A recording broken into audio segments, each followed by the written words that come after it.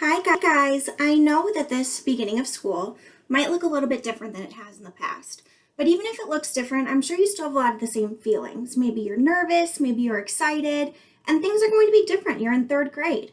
So today I wanted to read you a book called First Day Jitters.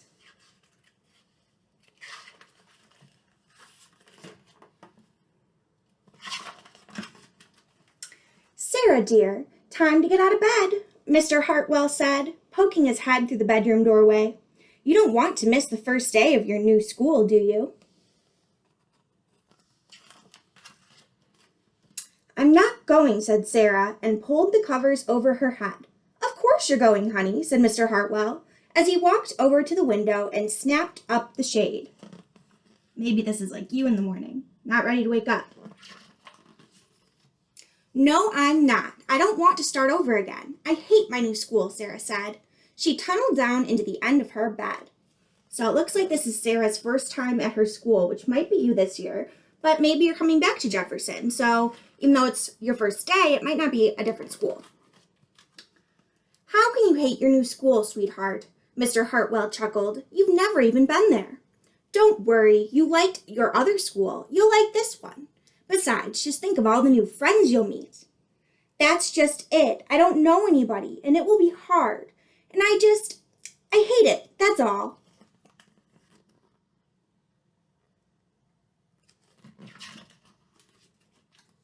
What will everyone think if you aren't there? We told them that you're coming.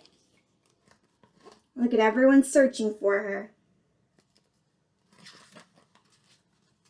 They will think that I'm lucky, and they will wish that they were home in bed like me. Mr. Hartwell sighed. Sarah Jane Hartwell, I'm not playing this silly game 1 second longer. I'll see you downstairs in 5 minutes.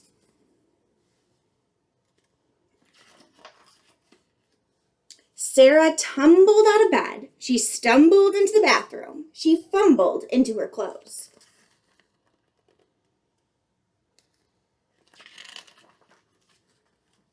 My head hurts, she moaned as she trudged into the kitchen. Mr. Hartwell handed Sarah a piece of toast and her lunchbox. Do you think her head really hurts, or do you think she's trying to get out of school? They walked to the car. Sarah's hands were cold and clammy. They drove down the street. She couldn't breathe. Does that ever happen to you when you're nervous? You kind of lose your breath? And then they were there. I feel sick, said Sarah. Nonsense, said Mr. Hartwell. You'll love your new school once you get started. Oh, look, there is your principal, Mrs. Barton. Sarah slumped down in her seat.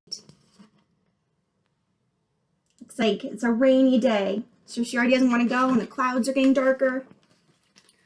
Oh, Sarah, Mrs. Burton gushed, peeking into the car. There you are. Come on, I'll show you where to go.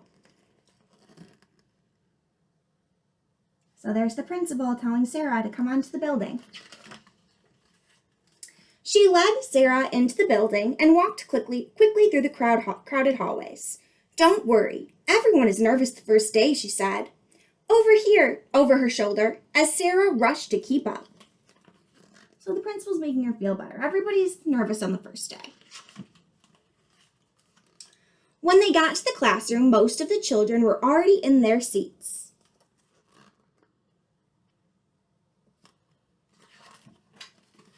The class looked up as Mrs. Burton cleared her throat.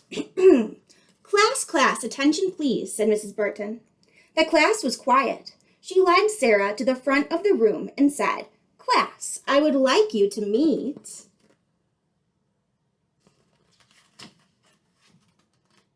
your new teacher, Mrs. Sarah Jane Hartwell.